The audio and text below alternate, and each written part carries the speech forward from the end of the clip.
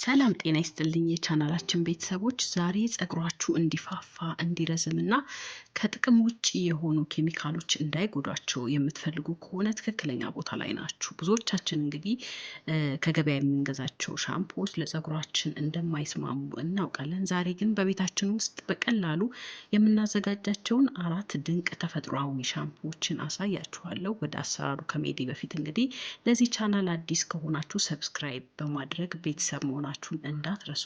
የመጀመሪያው የሮዝመሪና የሬት ሻምፖ ነው። ሮዝመሪ የራስ ቅል ላይ የደም ዝውውርን በማፋጠን ፀጉር እንዲበቅልና እንዳይረግፍ ያደርጋል። ሬት ደግሞ ፀጉር እንዳይሰባበር እርጥበትን በመስጠት ያግዘዋል ማለት ነው። አሰራሩ 1 ኩባያ ውሃ ላይ 2 ማንኪያ ሮዝመሪ ጨምራችሁ ማንተክተክ ነው። ሲቀዘቅዝ እንግዲህ የሬቱን ጄል ወስዳችሁ ማቀላቀል። ከዛ በኋላ ከግማሽ ኩባያ ፈሳሽ ሳሙና ጋር በደንብ ታዋህዱትና ትጠቀሙታላችሁ ማለት ነው።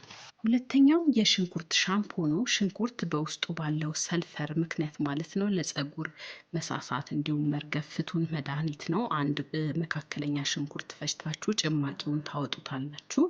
ከዛ በኋላ ከምትጠቀሙት ሻምፖ ጋር መቀላቀል ነው ማለት ነው። የሽንኩርቱ ሽታ የማይመቻችሁ ከሆነ ጥቂት የሎሚ ጭማቂን መጨመር ትችላላችሁ ማለት ነው። ወይንም ደግሞ የሎሚ ጭማቂ መጠቀም የማትፈልጉ ከሆነ ደግሞ ጥሩ ሽታ ያለውን የፀጉር ቅባት ትንሽዬ ጠብታ እሱ ላይ ትጨምሩና የሽንኩርቱ ሽታ መቀነስ ትችላላችሁ።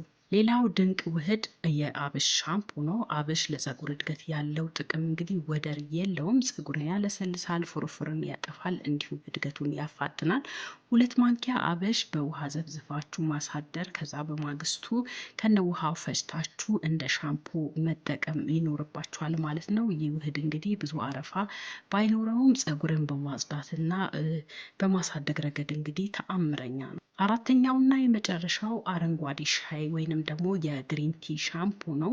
ይህ ሻምፖ ፀጉር እንዳይረግፍ የሚያደርግ አንቲኦክሲዳንት አለው ማለት ነው። የፈላ አረንጓዴ ሻይ እንግዲህ 1 ማንኪያ ማር ጨምራችሁበት እስኪ ቀዘቅዝ መጠበቅ። ከዛ በኋላ ከጥቂት ፈሳሽ ሳሙና ጋር አቀላቅላችሁ አዋህዳችሁ መጠቀም ትችላላችሁ። እንግዲህ እነዚህን ሻምፖዎች ስትጠቀሙ ፀጉራችሁን ለ3 እስከ 5 ደቂቃ በጣታችሁ እሽት ማድረግ ይኖርባችኋል። እነዚህ ተፈጥሯዊ ስለሆኑ ማለት ነው ውጤታቸውን ለማየት በትዕግስት በሳምንት 2 ጊዜ ብትጠቀሙ ይመከራል። እንዲሁም ደግሞ መከላከያ ኬሚካሎች ስለሌላቸው ማለት ነው በብዛት አዘጋጅታችሁ ለማስቀመጥ ያስቸግራል። ወይም ደግሞ በብዛት የምታዘጋጁ ወይም ማዘጋጀት የምትፈልጉ ከሆነ ደግሞ ማቀዝቀዣ ክፍል ውስጥ ማኖር ይኖርባችኋል። ወይም ደግሞ በትንሽ በትንሹ እያዘጋጃችሁ መጠቀም ይኖርባችኋል ማለት ነው። ለዛሬ የነበረኝ መረጃ እንግዲህ ይህንን ይመስላል ማለት ነው። ከነዚህ ውህዶች እንግዲህ የትኛውን መጠቀም ወይንም ደግሞ መሞከር እንደፈለጋችሁ ኮሜንት ላይ ጻፉልኝ። ጥያቄም ካላችሁ እንዲሁ ኮሜንት ላይ ጻፉልኝ እመልሳለሁ ማለት ነው። ቪዲዮውን ከወደዳችሁት ላይክ እና ለጓደኞቻችሁ ሼር አድርጉት። በሚቀጥለው ቪዲዮ እስክንገናኝ ድረስ ቸር ቆዩ።